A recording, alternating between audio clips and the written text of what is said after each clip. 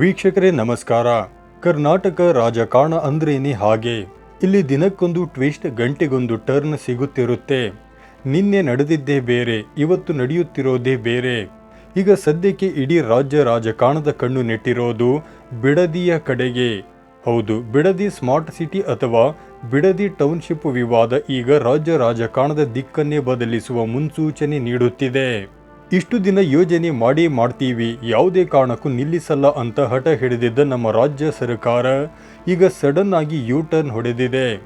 ನಾವು ಬಲವಂತವಾಗಿ ಯಾರ ಜಮೀನನ್ನು ಕಿತ್ತುಕೊಳ್ಳಲ್ಲ, ರೈತರು ಒಪ್ಪಿದರೆ ಮಾತ್ರ ಮುಂದುವರಿಯುತ್ತೀವಿ, ಹೀಗಂತ ಮುಖ್ಯಮಂತ್ರಿ ಡಿ.ಕೆ. ಶಿವಕುಮಾರ್ ಅವರು ಈಗ ಅಧಿಕೃತವಾಗಿ ಘೋಷಣೆ ಮಾಡಿದ್ದಾರೆ. ಆದರೆ ವೀಕ್ಷಕರೇ, ಇಲ್ಲಿ ಕತೆ ನೀವು ಅಂದುಕೊಂಡಷ್ಟು ಸಿಂಪಲ್ ಆಗಿಲ್ಲ. ಈ ಇಡೀ ಬಿಡದಿ ಟೌನ್ಶಿಪ್ ಗಲಾಟೆಯ ಹಿಂದೆ ನಡೆದಿರೋದು ಬರೀ ರೈತರ ಹೋರಾಟ ಮಾತ್ರ ಅಂದುಕೊಂಡ್ರೆ ಅದು ನಿಮ್ಮ ತಪ್ಪು. ಇದರ ಹಿಂದೆ 4 ದಶಕಗಳ ಹಳೆ ದ್ವೇಷ ಅಡಗಿದೆ ಎಂಬ ಮಾತುಗಳು ಈಗ ಕೇಳಿ ಬರುತ್ತಿವೆ. ಇದು ಹಳೆ ಮೈಸೂರು ಭಾಗದ ಒಕ್ಕಲಿಗ ಲೀಡರ್ಶಿಪ್ನ ಅಸ್ತಿತ್ವದ ಹೋರಾಟ ಹಾಗೂ ದೇವೇಗೌಡರ ಫ್ಯಾಮಿಲಿ ವರ್ಸಸ್ ಡಿ.ಕೆ. ಶಿವಕುಮಾರ್ ನಡುವಿನ ಹೈ ವೋಲ್ಟೇಜ್ ಚದುರಂಗದಾಟ. ಅಸಲಿಗೆ ದೇವೇಗೌಡರು ಹೂಡಿದ ಆ ಮಾಸ್ಟರ್ ಪ್ಲಾನ್ ಏನು, ಡಿ.ಕೆ.ಶಿ ಅದಕ್ಕೆ ಕೊಟ್ಟ ಕೌಂಟರ್ ಏನು? ಇವತ್ತಿನ ಈ ವಿಶೇಷ ವರದಿಯಲ್ಲಿ ನಾವು ಪ್ರತಿಯೊಂದನ್ನು ಬಿಡಿಸಿ ತೋರಿಸಲಿದ್ದೇವೆ. ಮಿಸ್ ಮಾಡದೆ ವಿಡಿಯೋವನ್ನು ಕೊನೆಯವರೆಗೂ ನೋಡಿ. ಬಿಡದಿ ಟೌನ್ಶಿಪ್ ಕಿಚ್ಚು ಮತ್ತು ರೈತರ ಆತಂಕ. ಮೊದಲು ನಮಗೆ ಈ ಬಿಡದಿ ಟೌನ್ಶಿಪ್ ಅಂದರೆ ಏನು ಅನ್ನೋದು ಬೇಸಿಕ್ಕಿಂದ ಗೊತ್ತಾಗಬೇಕು. ಬೆಂಗಳೂರಿನ ಮೇಲಿನ ಒತ್ತಡ ಕಡಿಮೆ ಮಾಡೋಕೆ ಬಿಡದಿ ಸುತ್ತಮುತ್ತಲಿನ ಸಾವಿರಾರು ಎಕರೆ ಪ್ರದೇಶದಲ್ಲಿ ಒಂದು ಸುಸಜ್ಜಿತ ಟೌನ್ಶಿಪ್ ನಿರ್ಮಿಸೋದು ಸರ್ಕಾರದ ಪ್ಲಾನ್ ಆಗಿತ್ತು.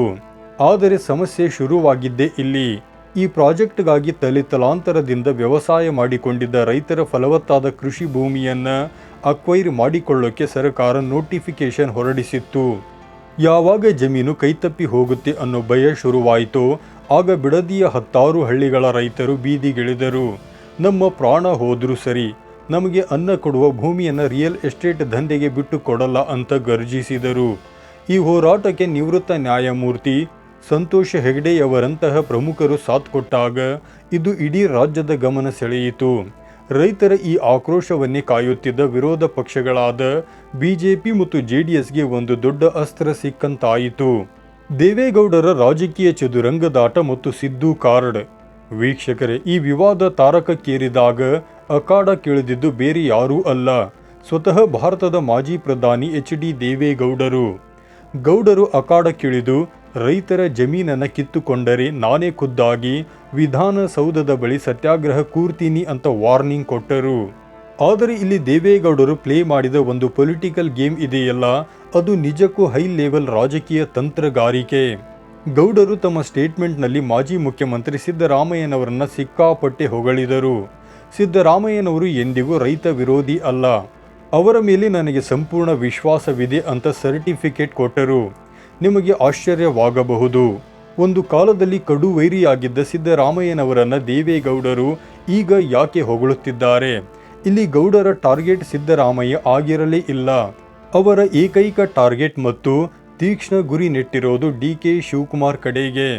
ಸಿದ್ದರಾಮಯ್ಯನವರು ತುಂಬಾನೇ ಒಳ್ಳೆಯವರು, ಆದರೆ ಈ ಡಿ.ಕೆ.ಶಿ ಇದ್ದಾರಲ್ಲ, ಇವರೇ ಹಠ ಹಿಡಿದು ಜಮೀನು ಕಿತ್ತುಕೊಳ್ಳಕ್ಕೆ ನೋಡ್ತಿರೋದು ಅನ್ನೋ ಮೆಸೇಜನ್ನು ಒಕ್ಕಲಿಗ ಸಮುದಾಯಕ್ಕೆ ರವಾನಿಸುವುದು ದೇವೇಗೌಡರ ಪ್ಲಾನ್ ಆಗಿತ್ತು. 4 ದಶಕಗಳ ಒಕ್ಕಲಿಗ ನಾಯಕತ್ವದ ಮಹಾಯುದ್ಧ. ಯಾಕೆ ಈ ಗೌಡರ ಫ್ಯಾಮಿಲಿ ಮತ್ತು ಡಿ.ಕೆ. ಶಿವಕುಮಾರ್ ಮಧ್ಯೆ ಇಷ್ಟೊಂದು ದೊಡ್ಡ ಮಟ್ಟದ ದ್ವೇಷ ಇದೆ? ಇದಕ್ಕೆ ಬರೋಬ್ಬರಿ 40 ವರ್ಷಗಳ ಇತಿಹಾಸವಿದೆ. ಸಾತನೂರು ಕ್ಷೇತ್ರದಿಂದ ತನ್ನ ರಾಜಕೀಯ ಬದುಕು ಆರಂಭಿಸಿದ ಡಿ.ಕೆ.ಶಿ ಕನಕಪುರ ಮತ್ತು ರಾಮನಗರ ಭಾಗದಲ್ಲಿ ಬೆಳೆದು ನಿಂತ ಅತ್ಯಂತ ಪ್ರಭಾವಿ ಒಕ್ಕಲಿಗ ನಾಯಕ. ಅಲ್ಲಿಯವರೆಗೂ ಹಳೆ ಮೈಸೂರು ಭಾಗದಲ್ಲಿ ಒಕ್ಕಲಿಗರ ಏಕೈಕ ನಾಯಕರು ಅಂದರೆ ಅದು ದೇವೇಗೌಡರ ಕುಟುಂಬ ಮಾತ್ರವಾಗಿತ್ತು. ಆದರೆ ಡಿ.ಕೆ.ಶಿ ಯಾವಾಗ ಅಲ್ಲಿ ಪ್ರಬಲವಾಗಿ ಬೆಳೆದರೂ ಗೌಡರ ಸಾಮ್ರಾಜ್ಯಕ್ಕೆ ನೇರ ಸವಾಲು ಎದುರಾಯಿತು. ನೆನಪಿಸಿಕೊಳ್ಳಿ, 1999ರ ಲೋಕಸಭಾ ಚುನಾವಣೆಯಲ್ಲಿ ಖುದ್ದು ದೇವೇಗೌಡರೇ ಕನಕಪುರದಲ್ಲಿ ಸೋಲುವಂತೆ ಮಾಡಿದ್ದರ ಹಿಂದೆ ಡಿ.ಕೆ. ಶಿವಕುಮಾರ್ ತಂತ್ರವಿತ್ತು. 2004ರಲ್ಲಿ ದೇವೇಗೌಡರನ್ನು ಸೋಲಿಸಿದ ತೇಜಸ್ವಿನಿ ಗೌಡ ಅವರ ಹಿಂದೆ ನಿಂತಿದ್ದು ಇದೇ ಡಿ.ಕೆ. ಶಿವಕುಮಾರ್. ಹಳೆ ಮೈಸೂರು ಭಾಗದ ಒಕ್ಕಲಿಗ ಸಮುದಾಯ ಜೆಡಿಎಸ್ ಅನ್ನು ಕೈಬಿಟ್ಟು ಡಿ.ಕೆ.ಶಿ ಬೆಂಬಲಕ್ಕೆ ನಿಂತು ಬಿಡುತ್ತೋ ಏನೋ ಅನ್ನೋ ಆತಂಕ ದೇವೇಗೌಡರ ಕುಟುಂಬದಲ್ಲಿದೆ. ಒಕ್ಕಲಿಗರು ಕೈಬಿಟ್ಟರೆ ಜೆಡಿಎಸ್ಗೆ ಅಸ್ತಿತ್ವವೇ ಇರೋದಿಲ್ಲ ಅನ್ನೋದು ಅವರ ಭಯ. ಟ್ರಬಲ್ ಶೂಟರ್ ಡಿಕೆಶಿ ಕೊಟ್ಟ ತಿರುಗೇಟು. ವೀಕ್ಷಕರೇ, ಕರ್ನಾಟಕ ಪಾಲಿಟಿಕ್ಸ್ನಲ್ಲಿ ಡಿಕೆ ಶಿವಕುಮಾರ್ ಅವರನ್ನ ಟ್ರಬಲ್ ಶೂಟರ್ ಅಂತ ಸುಮ್ಮನೆ ಕರೆಯಲ್ಲ. ಎದುರಾಳಿಗಳು ತಮಗಾಗಿ ಹೆಣೆದಿದ್ದ ಚದುರಂಗದಾಟದ ಬಲಿಯನ್ನ ಡಿಕೆಶಿ ಒಂದೇ ಒಂದು ನಿರ್ಧಾರದ ಮೂಲಕ ಪುಡಿ ಪುಡಿ ಮಾಡಿಬಿಟ್ಟರು. ಯಾವಾಗ ದೇವೇಗೌಡರ ಕುಟುಂಬ ಒಕ್ಕಲಿಗ ಸಮುದಾಯದಲ್ಲಿ ತನ್ನ ವಿರುದ್ಧ ಕಿಚ್ಚು ಹಚ್ಚುತ್ತಿದೆ ಅಂತ ಗೊತ್ತಾಯಿತು, ಡಿಕೆಶಿ ತಕ್ಷಣವೇ ಅಲರ್ಟ್ ಆದರು.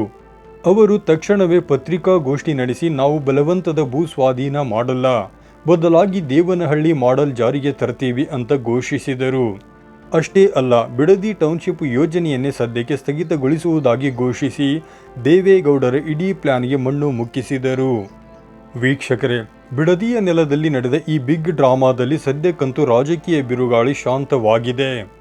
ಆದರೆ ಹಳೆ ಮೈಸೂರು ಭಾಗದ ಒಕ್ಕಲಿಗ ಲೀಡರ್ಶಿಪ್ನ ರೇಸ್ ಇದೆಯಲ್ಲ, ಅದು ಸದ್ಯಕ್ಕಂತೂ ನಿಲ್ಲಲ್ಲ. ರೈತರು ಸದ್ಯಕ್ಕೆ ಸಮಾಧಾನಗೊಂಡಿದ್ದಾರೆ ಮತ್ತು ದೇವೇಗೌಡರ ಕುಟುಂಬ ಹೂಡಿದ್ದ ಬ್ರಹ್ಮಾಸ್ತ್ರವು ತಣ್ಣಗಾಗಿದೆ.